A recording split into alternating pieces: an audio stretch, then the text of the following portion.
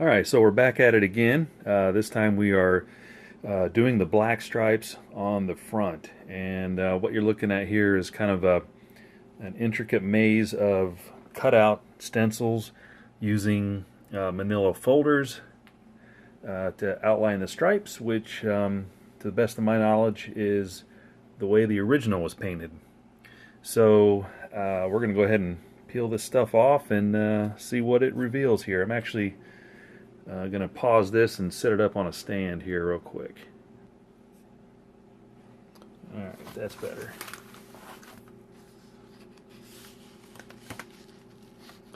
I rolled a few pieces of tape underneath the stencil just to hold it down, and you want it a little overspray, but not a crazy amount. So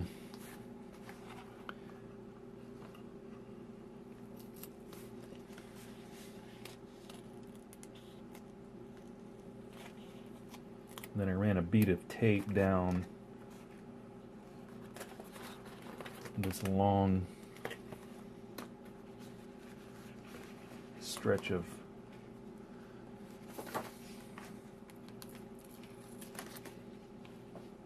and voila. There we have it. Looks like a pretty successful job.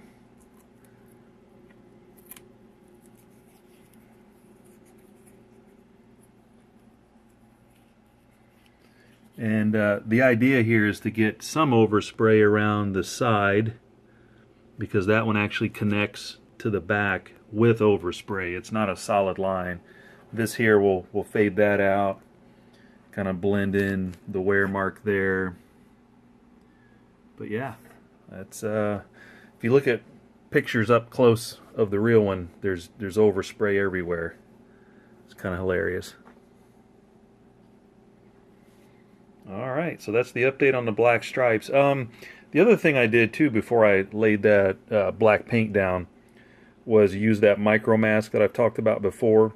And basically what I've done is brushed it on in the few areas that get peeled off. It's not really showing up, it's not really picking up in the camera there at all, but basically it'll just allow that paint to peel off without me having to scrape it. So there's an area right there, a little strip right there, but I'm going to let this dry overnight before I get focus there, before I get into this, before I start scraping anything. So yeah, body number 1 and body number 2 all done with the black on the front.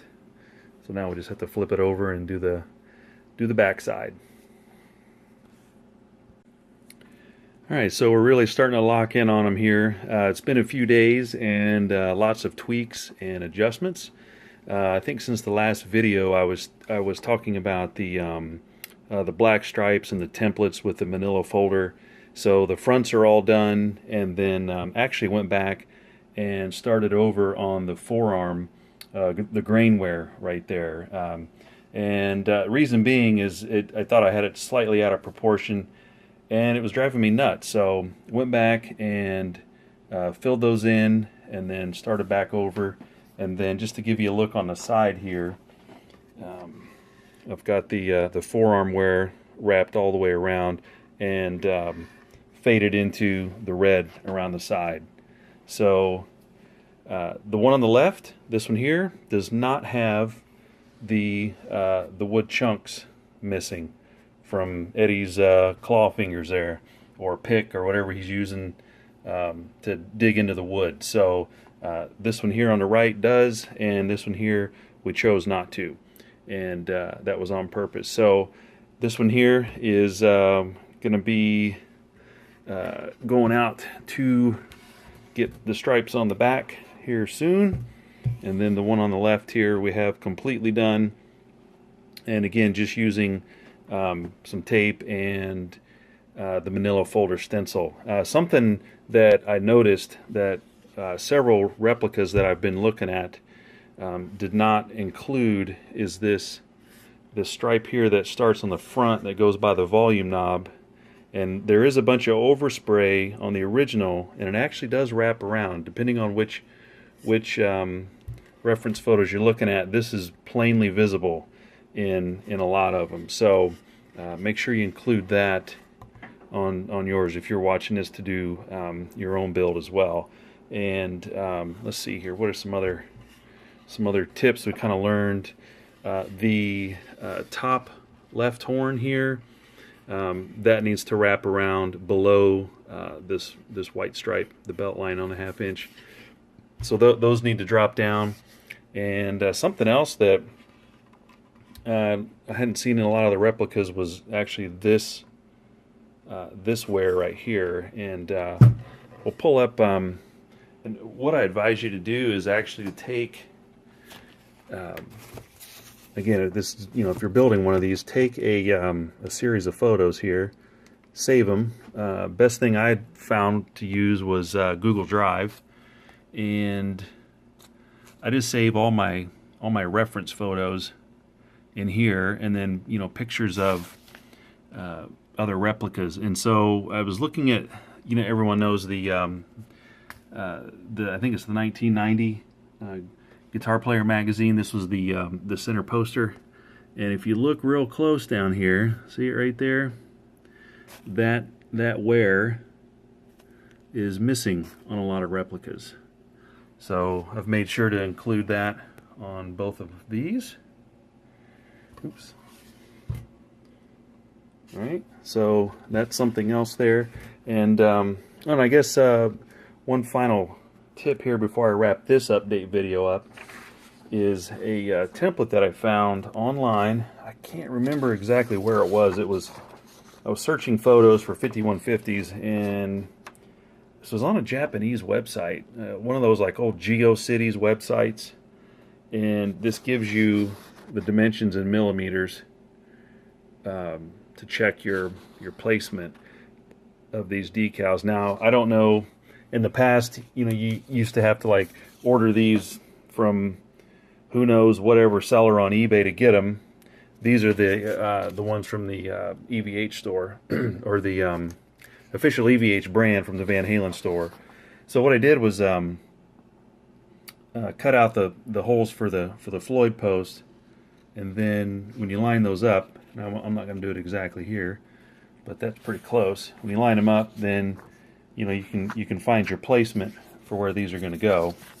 And what I plan to do is just use these lines as a reference point.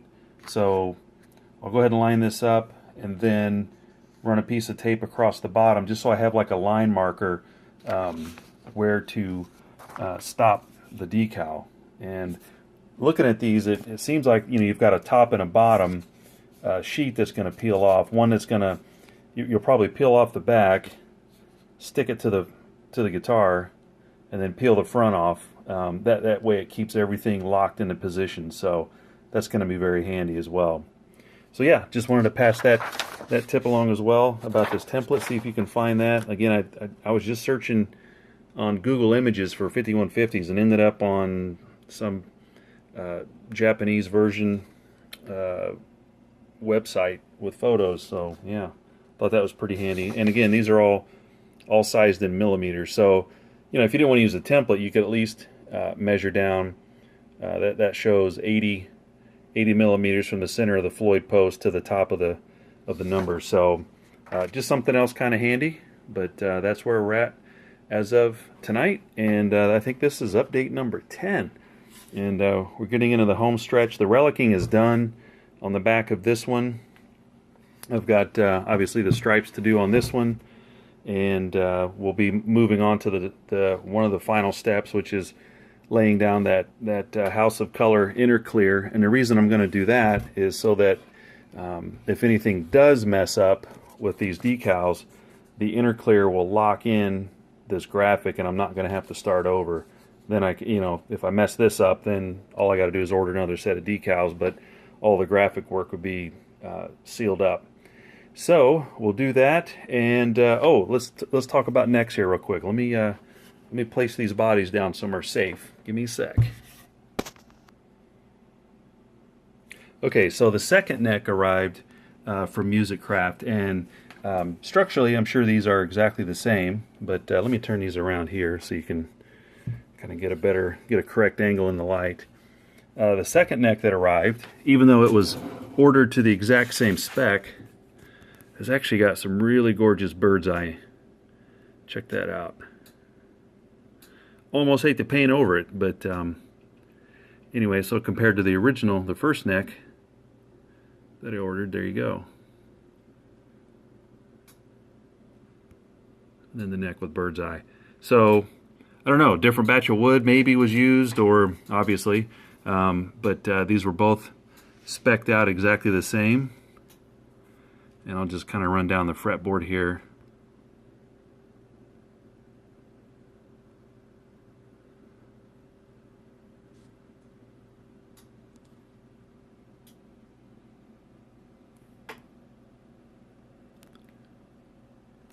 And then on the back side, it's noticeable as well.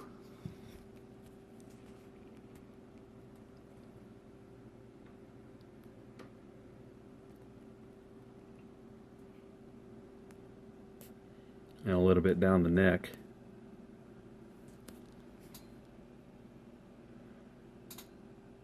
And I understand it's slight, but it's still noticeable, and it's really cool compared to the first one.